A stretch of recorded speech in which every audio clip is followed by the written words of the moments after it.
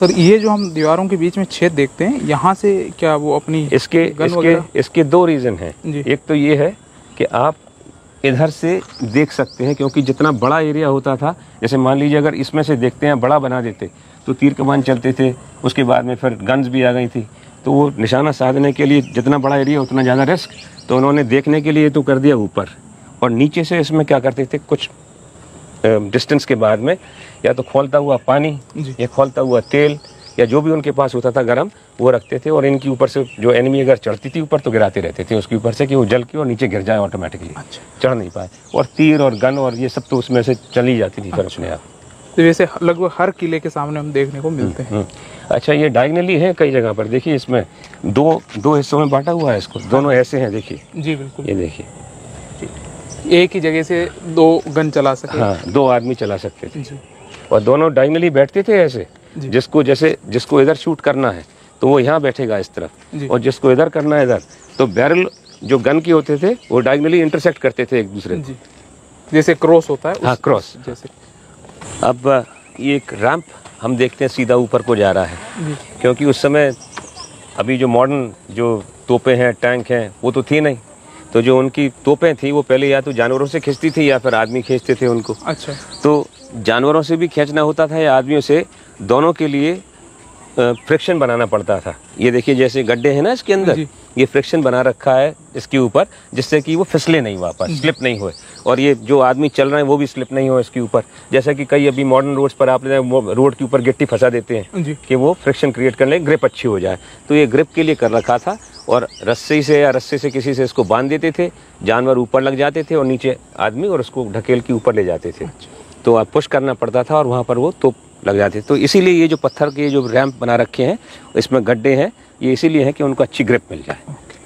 ये जो मैंने बताया जैसे कि कुछ समय के लिए ये ब्रिटिश सेना के अंडर में भी था, तो अगर आप ये देखते हैं यहाँ पर, ये आर्टिलरी स्टोर लिखा हुआ है यहाँ पर, देख रहे हैं आप, group B, cartridge and artillery store, ये लिखा है जी। ये लिखा है ना, ये cartridge, CARTRIDG, cartridges and artillery store. तो इसके नीचे जो है वो एरिया था जिसमें वो अपने गोला बारूद भी स्टोर करके रखते थे। अच्छा। जो सबसे अच्छी बात है इस किले के आर्किटेक्चर में वो ये है कि आपको इस तरह का आर्किटेक्चर देखने को कहीं नहीं मिलेगा। क्यों?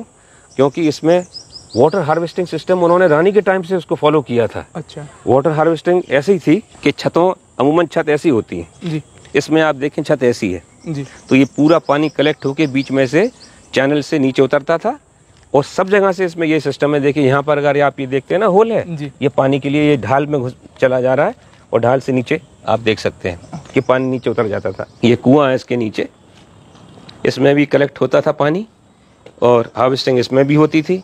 और जो फोर्ट, जिस गेट से हमने एंटर किया है, जहाँ पर आज पार्किंग बना रखी, पार्किंग के पीछे एक तालाब था, उस तालाब के अंदर पूरा वाटर हार्वेस्टिंग का पानी उसमें इकट्ठा कर लेते थे, और वो पानी इतना हो जाता था कि गर्मी भर वो खूब चल जाता था, फिर वापस बरसात में आके वापस वो भर जाता था।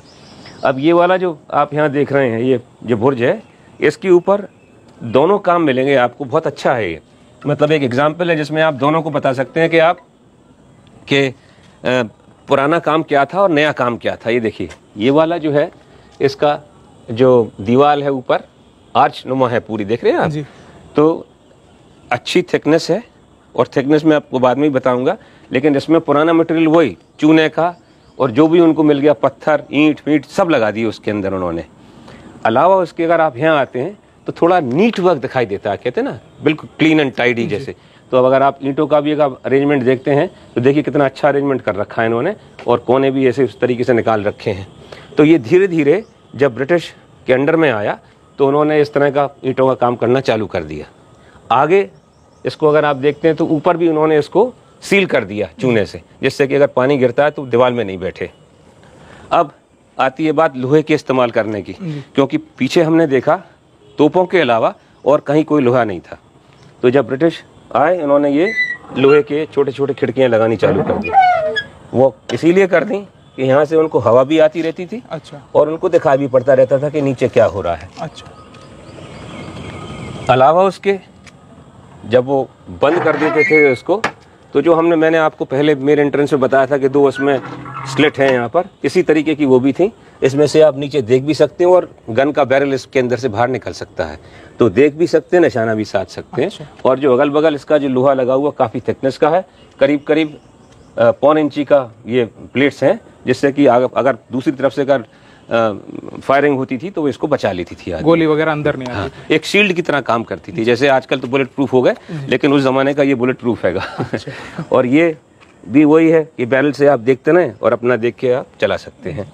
फिर अगर थोड़ा सा आगे आते हैं, इसका दरवाज़ा मैंने बताया था जो आप पहले कह रहे थे कोई चोरा के ले गया है, देखिए ये इस तरीके से इसमें ग्राउट कर देते थे वो, नीचे दरवाजे का हिस्सा तो वो उसमें फंसा रह जाता था, ऊपर ये हिंजेस थे इसमें होता और बंद होता था और खुलता था। नीचे जो है ये देखिए ये शिव मंदिर है यहाँ पर। अच्छा, ये देखिए जी। इसमें रानी पूजा करती थी और एक देवी माता का मंदिर है, वहाँ पे भी वो रेगुलर पूजा करने जाती थी, रोज 1.25 घंटे पूजा करती थी। ओके। अगर हम इसको देखते हैं तो इसमें एक इको भी आता है, आपको महसूस हो रहा होगा, मैं यहाँ बोल रहा हूँ तो एक आवाज़ थोड़ी लंबे समय तक चलती हुई चली जा रही है। कारण उसका क्या है कि इसकी जो छत बनी हुई है वो कोनिकल शेप की है। ओके। और कोन में क्या होता है कि आवाज़ अपने आप इको बनाती है। और दूसरी बात यह है कि कोनिकल शेप की जब रूफ होती है तो उसको वो वेंटिलेटेड भी रखती है, ठंडा भी रखती है। बाहर के बनस्पत यहाँ पर ठंडक है, चारों तरफ इसमें खिड़कियाँ हैं, तो वेंटिलेशन इसमें क्रॉस हैगा इसके अंदर। 1 2 3 4 और ये 5वां यहाँ पर है पूरा, मतलब हेक्सागोनिकल है ये कमरा देखा जाए तो ये उस वक्त क्या काम लिया जाता था सर? डिफरेंट यूज़ में आते थे ये, जैसा मैंने वहाँ से पॉइंट आउट किया था ना कि ऑफिशियल पोस्ट भी आती थी यहाँ पर, उनके ऑफिस भी होते थे और बाद में कुछ इसको अपने रेजिडेंशियल पर्पस भी रखते थे, क्योंकि जिनकी ड्यूटी यहाँ लगती थी, जैसे आजकल जो पुलिस स्टेशन होते हैं उसमें एक थोड़ा सा एरिया उनके लिए रहता है कि भाई आप यहाँ रह भी सकते हैं, आराम कर सकते हैं। रखे थे, स्टेप्स दे रखे थे, जैसे मान लीजिए आपको नीचे जाना है तो आप यहाँ से नीचे जा सकते थे ये। अच्छा। और यहाँ से नीचे जाके लेफ्ट में जाएंगे तो मेरे एंट्रेंस पे फिर पहुँच जाएंगे आप। ओके। है वैसे ही कमरे जी, लेकिन थोड़ा सा इसके अंदर अलग है। अलग ये है कि उसमें तो खिड़की तक ऊपर बना रखा है, वहाँ तक देखिए जी। और ये आप खड़े होके देख सकते हैं यहाँ से, जैसे आप यहाँ अगर आते हैं तो खड़े होके देख सकते हैं यहाँ पे। जी। पहले एक टाइम पे इसमें आगे बालकनी भी थी, वो अब हटा दी गई है क्योंकि वो रिस्की था वो। जैसे यहाँ पर भी है, इधर से भी देख सकते हैं। जो मैंने आपको पहले बताया था ना वहाँ से नीचे कि साइड वॉल, ड्राई मोट और ये सब वो यहाँ नीचे दरवाजे भी होते थे छोटे निकलने के लिए जी। कि आप अगर चाहें तो आराम से निकल के एक दरवाजे से दूसरे तरफ दरवाजे तक पहुँच सकते थे। और ये जो यहाँ पर है देख रहे हैं आप, ये हुक लगे हैं बाद में, या तो पंखे के लिए लगा दिए उन्होंने क्योंकि इलेक्ट्रिसिटी भी लग गई थी इसमें। ऊपर ये लगा हुआ ना जो ये बाद में इसको साफ किया गया, ये इलेक्ट्रिसिटी की पट्टी है ऊपर जिसको वो कहते थे ना, बीडिंग लगाते थे वो लकड़ी की, वो पूरी है।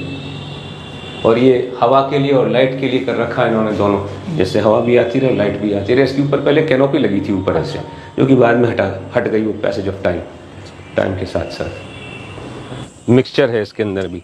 पहले हमारे यहाँ पतली पतली ईंटें चलते थे जिसको लाखोरी ब्रिक्स कहते थे। देखिए ये वाली है ना, ये रही, ये पतली पतली हैं। इसका ब्रिक का कंस्ट्रक्शन बहुत मजबूत माना इसलिए जाता था कि जितनी थिकनेस ब्रिक की होती थी उतना ही थिकनेस उसके चूने की या लाइम की या सीमेंट की जो अब हो गया उतनी थिकनेस से इसको लगाया जाता था, इसलिए इसकी पकड़ मजबूत होती थी। अच्छा। और उसके बाद में वो ब्रिटिश पैटर्न आ गए ईंटों का, वो बड़े बड़े ईंटें बनने लगे थे और आज इससे भी ज़्यादा बड़े बड़े ईंटें बनने लगे जो कि डस्ट और सीमेंट के बनाते हैं। जी बिल्कुल।